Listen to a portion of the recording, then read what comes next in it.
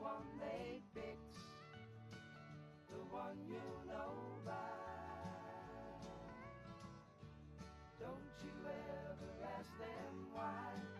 If they told you, you would cry. So just look at them and sigh,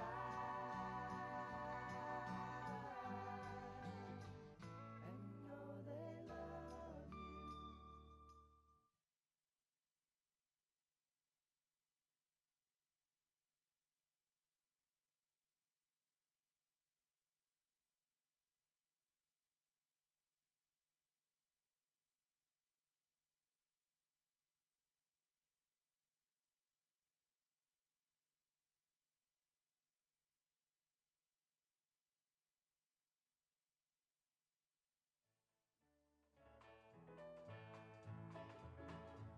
Now I've got a problem that's about to get me down. Every time I try to sing, I feel like a clown. They say I used to sing like a bird, unquote, but lately something strange is happening to my throat. 'Cause my voice keeps changing on me, slipping and sliding on me. Yes, I can't show my face, and my life's a disgrace, 'cause my voice keeps changing on me, on me, on me. Now they had a show down at school yesterday, and I got up to try and sing and play.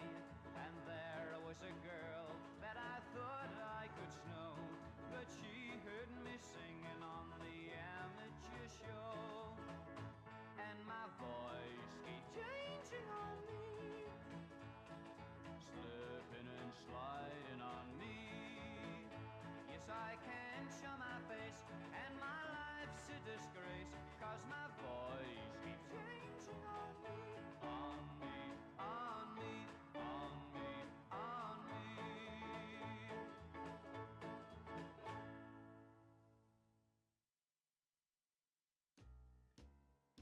Love is where you find it when you find no love at home, and there's nothing cold as ashes after the fire is gone. The bottle is almost empty, the clock just now struck 10. Darling, I had to call you to our favorite place again. We know it's wrong for us to meet, but the fire's gone out at home, and there's nothing cold as ashes after the fire is gone. Love is where you find it.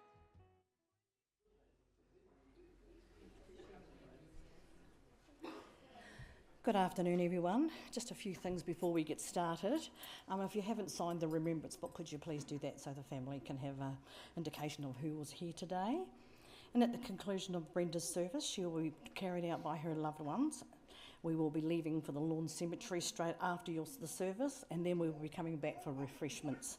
So please feel free to join us there. We'll be having the cup of tea in the adjacent chapel across the road there. For those of you who are joining us on live stream, welcome, and especially to Asen in Australia, who couldn't be here today, which is Brenda's grandson. You can only have one mother, patient, kind and true. No other friend in all the world will be the same to you. When other friends forsake you, to mother you will return. For all her loving kindness, she asked nothing in return. As we look upon her picture, sweet memories we recall of a face so full of sunshine and a smile for one and all. Family and friends and all who loved Brenda, welcome. My name is Liz Lyle, and it is my honour and my privilege to help guide the family through today's service. We come here today with heavy hearts because saying goodbye to Brenda is hard. She was a mother, a grandmother, a friend, and for each of us, it's something uniquely special. This service is a time to hold her close one more time through our memories, our stories, and the silence we share. Brenda wouldn't want us to be sad. She'd want us to remember the laughs and the kindness that always made life so much better. And in this hour, we set aside our busy lives to remember her, to grieve her loss, and to give her thanks for the time we had with her. May our words and memories today be a comfort to one another and a tribute to Brenda's life. We would like to extend our heartfelt sympathies to Brenda's children, Penny and Peter, Mark and Shannon, her grandchildren, Rory, Hope, Tasman, Asen, Tamara Lee, Cassius, and Braxton, great-nan to Kahuarangi. I knew I was going to do that. Sorry, sweetheart. Okay. On Wednesday, I popped over to see Penny and Mark and Shannon. We had a great chat about Brenda's life and we managed to put this together, so I'd like to share this with you today. So we had a lovely time piecing together their mum's life, in which I would now like to share with you. Brenda Joan Rodwell was born on the 15th of September 1947 in Gore Maternity Home. Lenny and Mary Miller were her parents, and she was the eldest of 11 children. And being the eldest comes with lots of responsibilities. Brenda attended the Waikaia Primary School, then went to the Gore Secondary School, and this was when Brenda had to leave school and help look after her siblings because her mum had health issues. She did manage to have a couple of jobs while still living at home, and she did a bit of cafe work. She went over to the Milford Sounds for a bit, and then Brenda also worked at the Tapanui Hospital doing a variety of jobs. Around the start of 1967, Brenda was to meet the love of her life, Mr. Bill Rodwell. It didn't take long for Bill to sweep her off her feet and married her on the 31st of March. And they were married in Balclutha, and then they moved to Milton and for a short time, and then back to Balclutha. And then ending up in Waitapeka and they were there at Waitapeka for just on 30 years. Their daughter Penny was born in July. 3 years later, Mark arrived and completed their family. Brenda was a stay-at-home mum, enjoying her time with kids. Brenda didn't drive at this stage, but all that had to change. Obviously, living out of town, she needed to get her licence. And as the kids got older, they were where they lived. It was essential for her to know how to drive, so they had to be driven to school, and then they had to be taken to these sports. So she got sorted that out and got her licence, and that was no looking back. When Penny and Mark were old enough, Brenda went to work with Bill sometimes, helping in the sheds. She managed to get a job at the Rosebank Lodge, which she thoroughly enjoyed, and she was there for a number of years. Brenda was a little pocket rocket. There was no slowing her down. A little instance that Penny shared with me was when you finished your meal, you put your knife and fork down, and Brenda would get there. Plate was taken, it was in the sink, and it was done. Just no holding her back. Brenda loved to provide for her family. Sunday roasts were her thing, with all vegetables. She was a meat and 3 veg, and she loved her floral art. Was a big part of her life, and she entered many competitions, which she did so very well. She had the pleasure of doing the flowers for Mark and Shannon's wedding, and she loved doing that. It didn't stop there though, because the love she had for gardening, they were able to have their wedding photos taken in her beautiful, well-cared garden. Brenda was in the Roma Harper CWI for several years, and she had numerous roles while serving there at this time. And over the years, she had a few cats, which she just loved them, and they kept her company. She also had some pet sheep, and she would call out, and every time she would call out, they'd all come running looking for their little treats. Quite cute. Sewing and knitting was another pastime for Brenda, which always kept busy. She was always busy doing something. No idle time for this young lady. A friend would like to come and pick her up and take her to the country music club, and she just loved country music. When they moved to Clinton, she joined the senior citizens. And they both enjoyed a few beers together, and I do think a few of us here today would have had a couple of beers with Brenda and Bill, I being one. They loved playing cards. Shannon was saying when they played euchre, they would partner up and they were pretty ruthless. No chance of letting them win when those two are playing together. When Bill and Brenda sold their Tautuku crib, they brought huts on the Pomahaka River. Brenda enjoyed going there, and she created gardens and decorated the huts up with her many bits and bobs. She liked to gather from second-hand shops and garage sales. She was in her element. Around 7 years ago, Brenda was struck, sadly, by a vehicle on the main street of Gore, which was the start of her decline. And in September 2024, Bill could no longer look after Brenda. He decided for her own safety, it was time for her to go into care.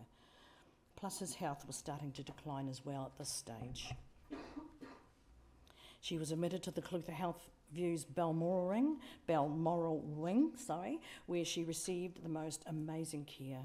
She was still a very busy person, so they gave her little jobs to do like dusting and drawing the curtains for the night time, but this gradually became earlier, like lunchtime, much to the distress of the people living there. Anyway, she thought she was doing a great job, bless her soul.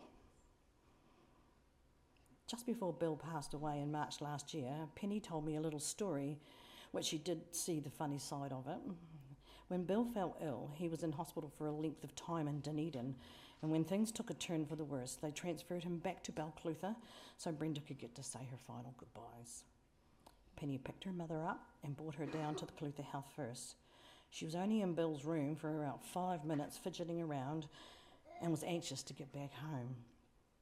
And as you know, her dementia was advancing, so her understanding was a little hazy. So Penny took her back to Clutha Views, and she no longer sooner got Brenda settled in, they rang her and said that Bill had finally passed away.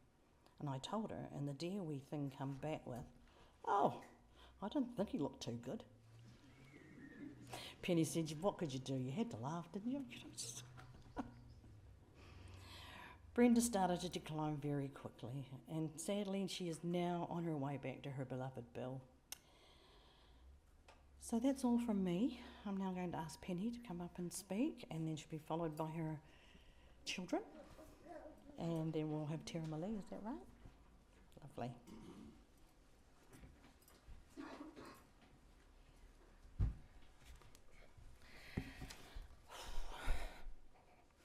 I just want to add to what Liz has said with some of my own memories. We grew up and living at Waitapeka, first in that old house, then a relocated one. Reflecting on this, Mum must have worked hard. Coal range to cook on, Ringer washing machine, and the old house wasn't easy. As mentioned, she didn't drive until we were older, so must have been isolated at times. I remember her having driving lessons. She was a fairly nervous driver, but got us to what we needed to go to. She had great neighbours. A couple to mention were Mrs. Campbell down the road and Judy Holliston. Judy has been a great friend still and visit her often in the rest home until now. Once Mum had her licence, every school holidays we would go to Dunedin to the movies.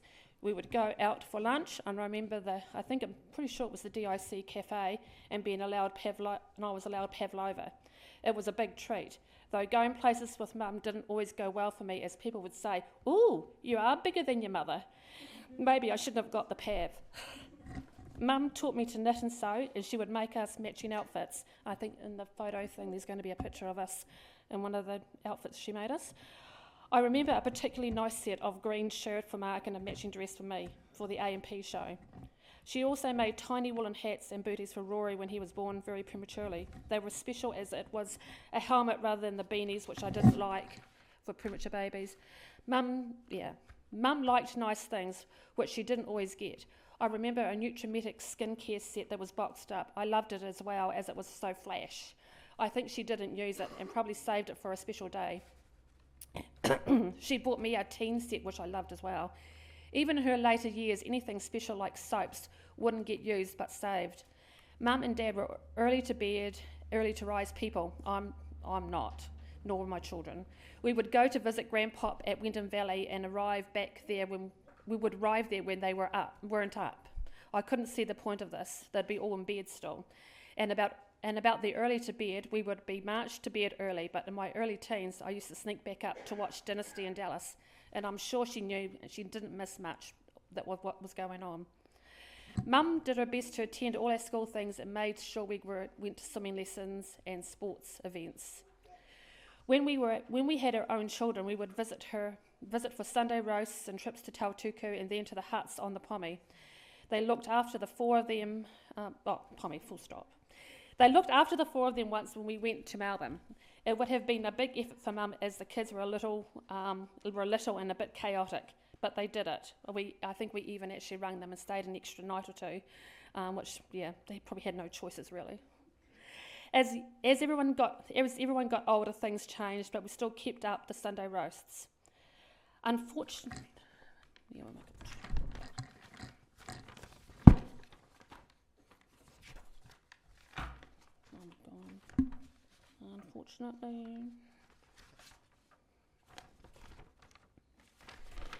Unfortunately, the injury Mum received from the accident changed her and Dad's lives.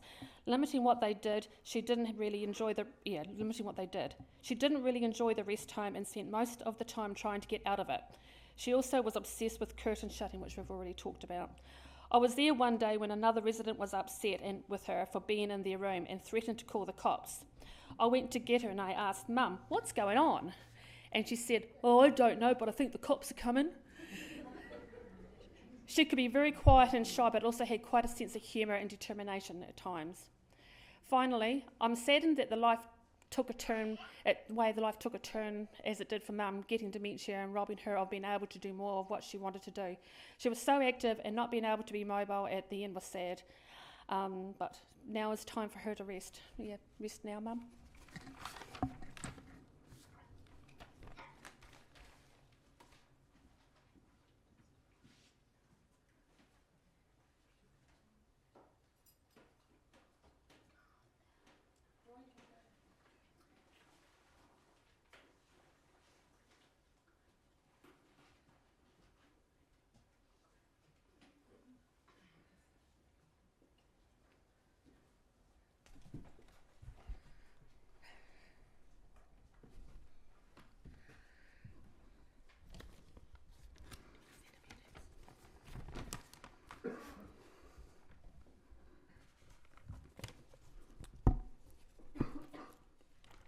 Hi everyone, I'm Rory, Brenda's eldest and best looking grandchild.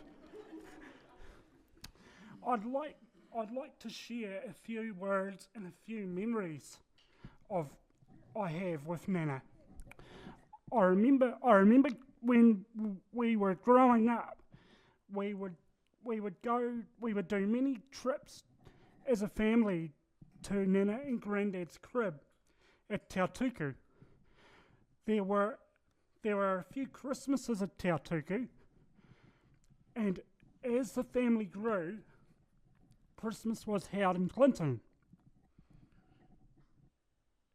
And Nana could cook a roast like no tomorrow, and she'd make a good pavlova too. Nana had a huge record collection. I remember listening to lots of country music, 60s and 70s stuff, and a bunch more with Nana. Nana had a rule every time we'd all us kids would go down and stay with Nana. She'd say, when you're with Mum, she's the boss, and when you're with Nana, Nana's the boss.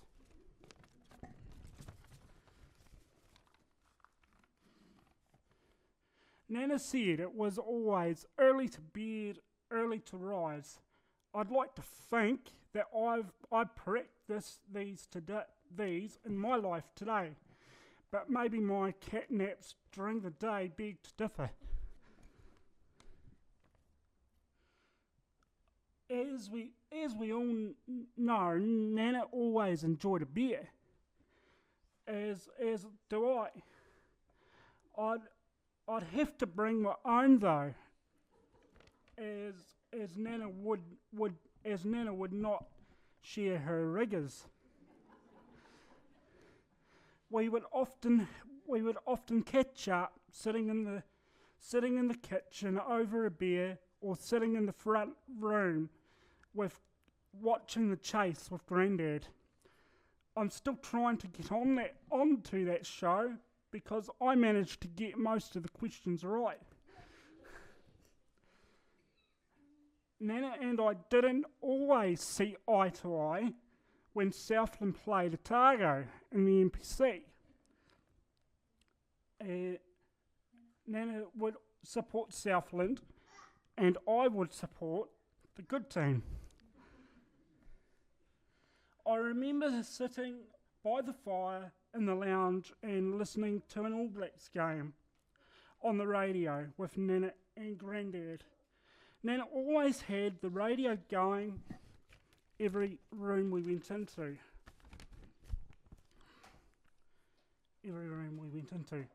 This has rubbed off on me as I keep the radio going all throughout my house. Nana, thanks for caring for me as a grandchild. Thanks for spoiling us rotten, cooking good feeds, from fish and chips to roast. I'll miss you, Nana. Love, Rory.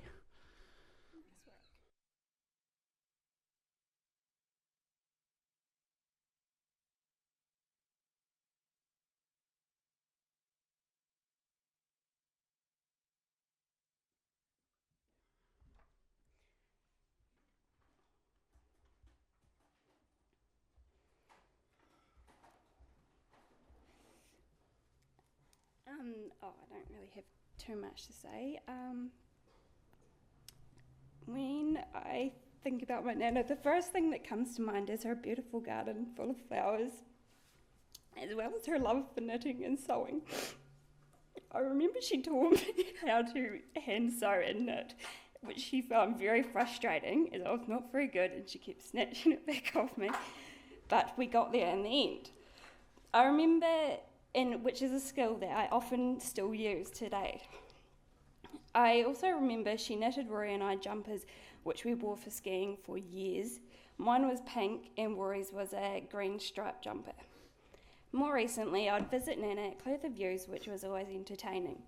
Often she would be strolling the corridors and closing the curtains, as mentioned, and getting ready for bed, even if it was just 2 p.m. This would remind me of her at her home in Clinton, stoking the fires and putting the house to bed, which, let's be honest, was still only 5 p.m. One particular day, I was leaving the rest home, and she stood at the door waving and saying, "Goodbye, home." I think this little memory has stuck with me, as it was a nice reminder of her personality in the end, which I also see in my own mum. Have a great rest, Nana, because you deserve it. It's alright. It's just me. Can I have a tissue? I need a tissue. Here you go.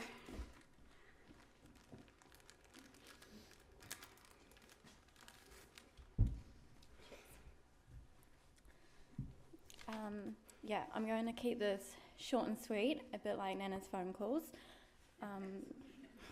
I'm Tasman. A lot of my memories stem from Ace and I's trips staying with Nana and Grandad. When we were pretty little, we would stay down at Clinton. Nana would get us out of the house by going to the infamous Clinton horses, which meant for Ace and I trying to climb on them, and going to garage sales, going to visit Grandad's sheep, and sometimes we'd all pile into the ute and go down to Gore. While we were staying, Nana had these special plates. I would get a purple plate, the purple one, and then, I don't have my glasses on, and then Ace would get an orange one. Then on our last night, we would have a treat meal with Nana. This was our favourite, chips and a pie. And we would walk down to the Clinton pub with Nana to get the chips to have with the dinner. As we got older, we would do trips down to the crib to Tautuku. I remember Nana being a meticulous note keeper. I think this lasted right up until the dementia. I remember Nana teaching me how she would do her diary entries at the crib. And then when we went without them, she made sure I would do the diary entries for every day so that a trip was never missed. I also remember her once showing me how to use the old clothes washer that lived in the crib's back room. I was fascinated by it. If you'd turn this handle and the whole thing would spin. When I was older and at uni, I got a summer job just out of Clinton, and I'd stay with Nana and Granddad. As we know, Nana and Granddad were big early risers. Unfortunately, I was not, and still am not. I remember Nana would come into my room at 5:30 a.m. to wake me up, maybe even earlier. I would stir, and then once she left, roll back over, because to me, I still had another 2 hours of sleep left. I was hopeful that Nana would forget, but no, 5 minutes later, she'd come back in, turn the lights on, pull the curtains, and firmly tell me that I have to get up or I'll be late. There was no escaping early mornings when staying with Nana. Nana remembered a lot of the small things. Once I told Nana about my love for cats. The next time I then saw Nana, she came down with all these cat ornaments that she'd collected for me at the garage sales. Honestly, there's about 30 of them, and they're all in these little boxes, which I still have today. I also remember telling Nana that when I was really little, about my love for purple. Then, for a long time, all my Christmas gifts were purple. Like, purple, purple everything. I think the pink and purple may have been a shared love, though. Thanks for remembering the small things, Nana. I'll miss you. Rest in peace.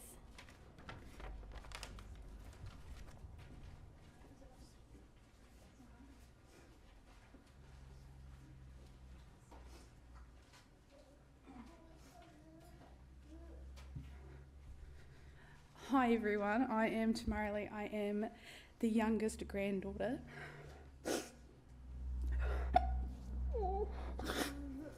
Okay.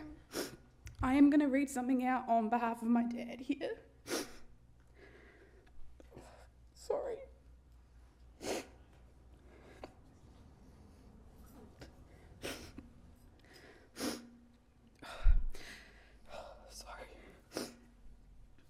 I can remember Mum, Penny and myself were going to Dunedin to see the Queen. I think we were in an Austin A30 car. Bill and Bob McCraw had just put new rings and bearings in this car. We had a sign on the back window saying running in, and if you knew anything about vehicles, you would know that you can't drive it very fast when this is happening. We left early in the morning, drove from Waitapeka to Dunedin at about 30 miles an hour, which is about 48 k's. Back then there was no flood free, so you can imagine this was a very long trip there and back. We did get to see the Queen eventually, and then I think we went to the movies, so it turned out okay. I have another story that involved Mum and a vehicle. I was playing softball on Saturday. Mum was taking me to the game. We were in Billy the Bus. It was a trekker. For some reason, I can't remember now why we had to go across Balclutha Bridge. Well, we got halfway across, and yes, right there in the middle, it stopped.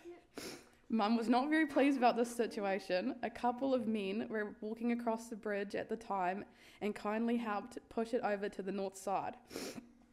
Mum did finally get it going again and then proceeded to go back across the bridge. Yes, once again you guessed it, it stopped right there in the middle. Mum was not happy with this outcome. We had to be pushed off the bridge again and finally got it going by the rugby club rooms. I do not remember getting to the game. However, as a 10-year-old stuck not once but twice in the middle of the bridge, it certainly made an impression. I remember Mum always entering in competitions such as grocery ones. You know, the cut this out and send it away for something type stuff, or buy this and see if you win. You had to be in it to win it, and Mum did often. She did win a trip to Hawaii for 2, but she wasn't keen on going there, so she swapped it and off we go to Australia instead. Bill, Mum and I, we stayed at Auntie Valda's place, which is Bill's sister. Bill picked up a lizard and chased Mum and Auntie Valda around the yard. I thought this was hilarious. Mum didn't think it was that funny. She squealed loud enough to be heard back home. Shannon, the kids, and I would go to lunch with Mum and Bill. Mum would cook a big roast leg of mutton in the coal range with all the trimmings, roast potatoes, parsnips, and she would make sure Cassius had his roast pumpkin. She always had cauliflower and cheese sauce. This past Christmas, she came to our house and spent it with us. Mum seemed to have a great time and enjoyed the music and food. Shannon's mum sang her some songs which Mum seemed to enjoy. It was great to return the favour for all the time she cooked for us. Mum was always the person flitting around in the background, so it was her turn to sit back and relax, although all those that knew her knew this was hard for her to do. There are more stories I could tell, however, I will keep them for another time. We will miss you. Rest easy.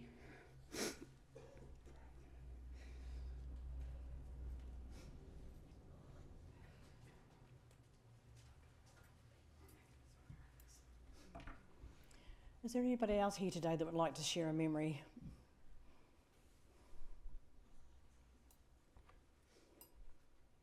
That would be a no.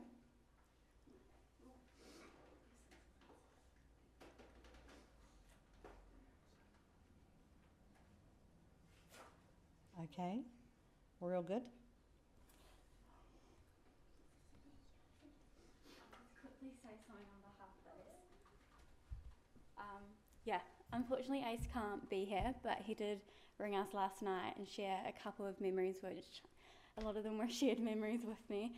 And he also remembered, going to the pub to get chips for our fish and chips and pie, which was our favourite meal when we stayed down at Nana and Granddad's when the rest of the family was away skiing. He remembers the tiki tours around Clinton with Nana, I think was to get us out of the house and keep us busy because we were, and then he remembers all the trips down at Tautuku as well with Nana, so he's sorry he can't be here.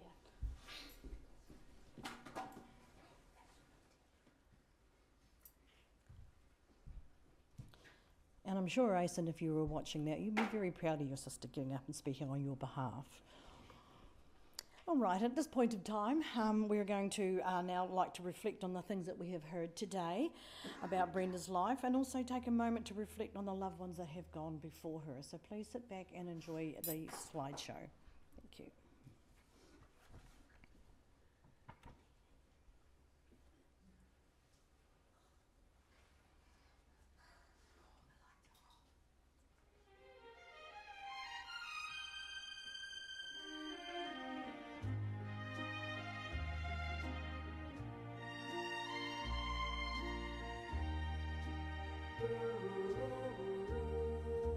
Welcome to our world. Thanks for coming in. Miracles we've seen sure happened now and then.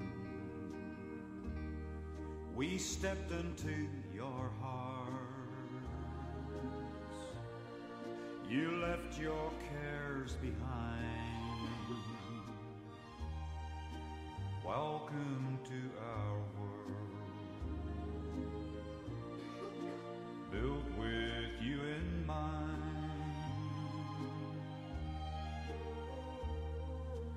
Knock and doors were opened. Seek and we did find. Ask and you were given the keys to this world of mine. We'll be waiting here with our arms unfurled, waiting just for you. Welcome to our world.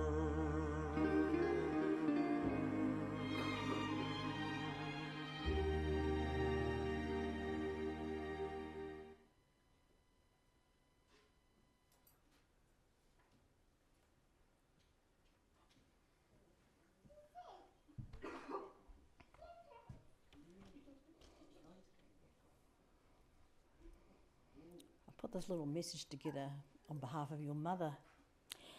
So when the day comes that there are no more tomorrows for me, one of my biggest regrets will be not being able to be there on your side should you need me.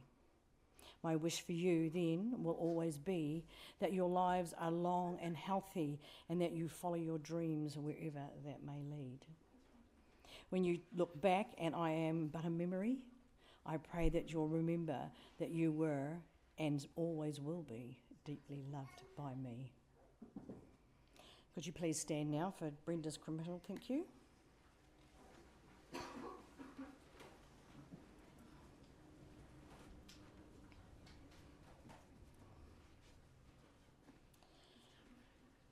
Brenda, it is safe for you to leave us.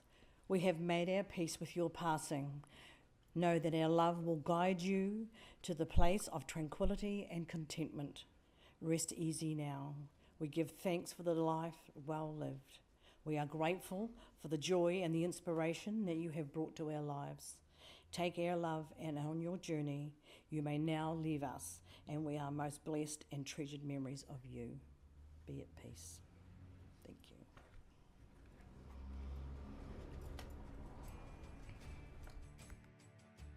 Say goodbye, my own true lover, as we sing a lover's song. How it breaks my heart to leave you. Now the carnival is gone. High above, the dawn is waking, and my tears are falling rain. For the carnival is over, we may never meet again. Like a drum, my heart was beating, and your kiss was sweet as wine. But the joys of love are fleeting, for Pierrot and Columbine. Now the harbor light is calling. This will be our last goodbye. Though the carnival is over,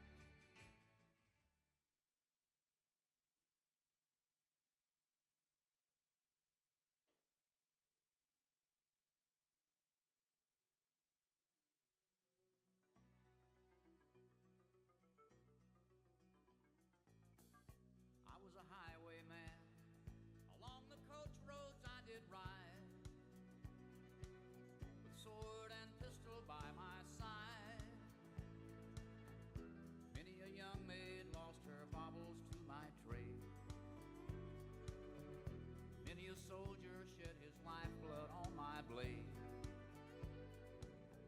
The bastards hung me in the spring of 25, but I am still alive. I was a sailor, I was born upon the tide. With the sea I did abide.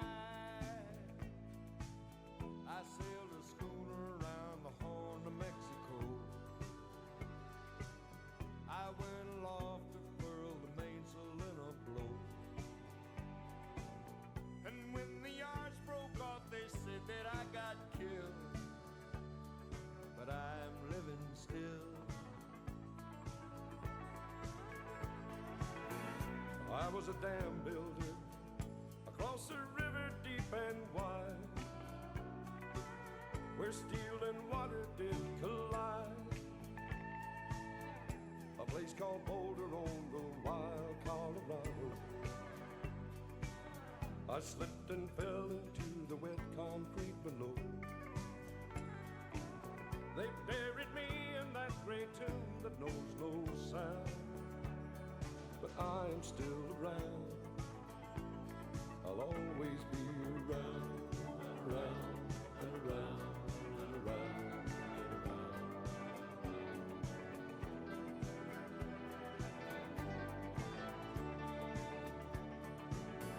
I fly a starship across the universe divide. And when I reach the other side, I'll find a place to rest my spirit if I can. Perhaps I may become a highwayman again. Or I may simply be a single drop of rain. But I will remain. I'll be back again and again and again.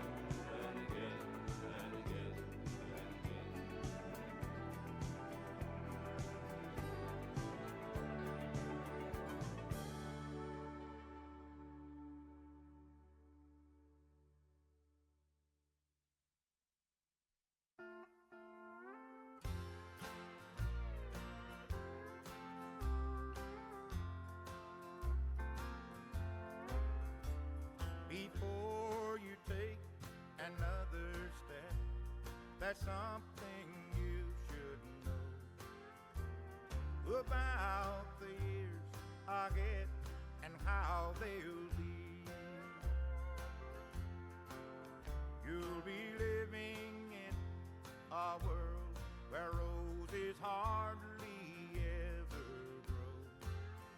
'Cause all I have to offer you is me. And there'll be no mansions waiting on the hill with crystal chandeliers. There'll be no fancy clothes for you to wear. Everything I have is standing here in front of you to see. All I have to offer you is me.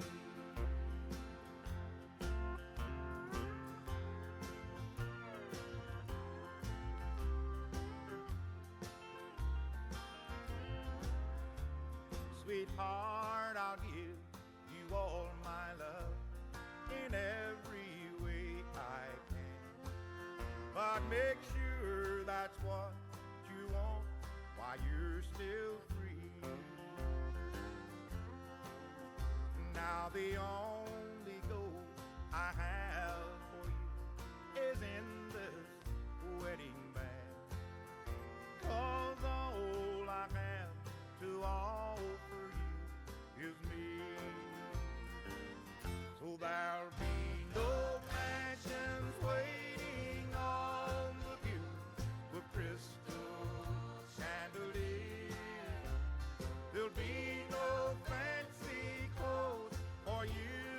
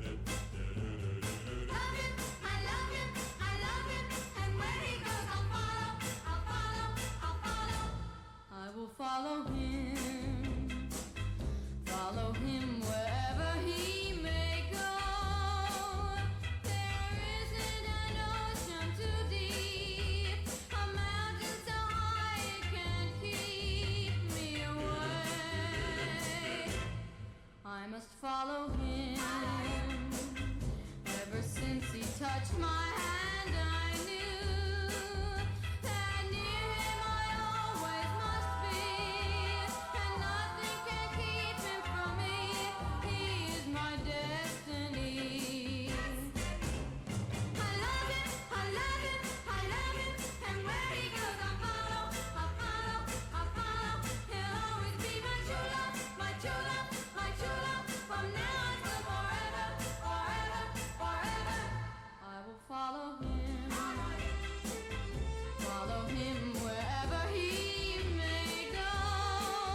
There isn't an ocean too deep, a mountain so high it can keep me away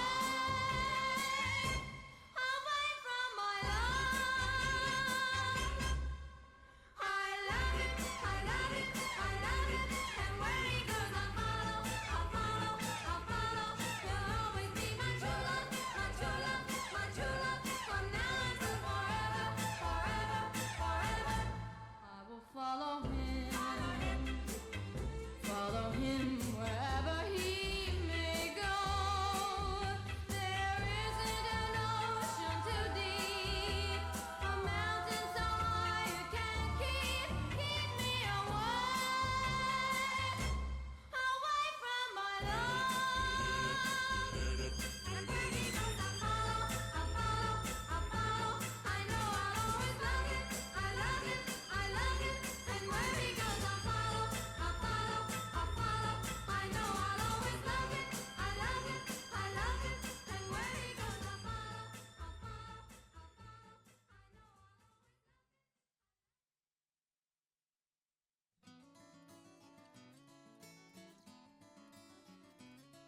On a warm summer's evening, on a train bound for nowhere, I met up with a gambler. We were both too tired to sleep, so we took turns staring out the window at the darkness till boredom overtook us, and he began to speak. He said, "Son, I made my life out of reading people's faces and knowing what the cards were by the way they held their eyes. So if you don't mind me saying, I can see you're out of aces. For a taste of your whiskey, I'll give you some advice." So I handed him my bottle, and he drank down my last swallow. Then he bummed a cigarette and asked me for a light, and the night got deathly quiet. His face lost all expression. Said, "If you're gonna play the game, boy, you gotta learn to play it right. You got to know when to hold 'em, know when to fold 'em, know when to walk away, know when to run. You never count your money when you're sitting at the table. There'll be time enough for counting when the dealing's done." Now every gambler knows the secret to surviving is knowing what to throw away, knowing what to keep. 'Cause every hand's a winner and every hand's a loser, and the best you can hope for is to die in your sleep. So when he'd finished speaking, he turned back toward the window, crushed out his cigarette, faded off to sleep. Then somewhere in the darkness, the gambler, he broke even. But in his final words, I found an ace that I could keep. You got to know when to hold 'em, know when to fold 'em, know when to walk away, know when to run. You never count your money when you're sitting at the table. There'll be time enough for counting when the dealing's done. You got to know when to hold 'em, know when to fold 'em, know when to walk away, know when to run. You never count your money when you're sitting at the table. There'll be time enough for counting when the deal's done.